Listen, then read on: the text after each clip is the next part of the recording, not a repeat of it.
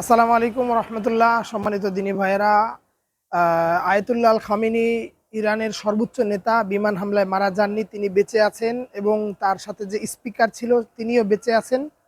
এবং এই যে সারা মুসলিম রাজ্যে এবং মধ্যপ্রাচ্যে এবং সারা ওয়ার্ল্ডে যে মিথ্যাচার ছড়িয়েছিল, আসলে এটি আয়াতুল্লাহ আল খমেনির মৃত্যুর ঘটনাটা গুজব। এবং যদিও মার্কিনিরা এবং ইসরায়েলরা দাবি করছে যে তিনি মারা গেছেন, এবং এটা তাদের একটা কৌশলও হতে পারে যে তিনি কোথায় আছেন এবং তিনি বেঁচে আছেন কিনা এটা শিওর হওয়ার জন্য এটা মার্কিনিরা করতে পারেন। আসলে ইরানের ধর্মীয় নেতা সর্বোচ্চ আয়াতুল্লাহ আল খমেনি তিনি বলেছেন যে আল্লাহ তাআলা আমাকে হেফাজত করেছে এবং আমি বেঁচে আছি, কোনো সমস্যা নেই।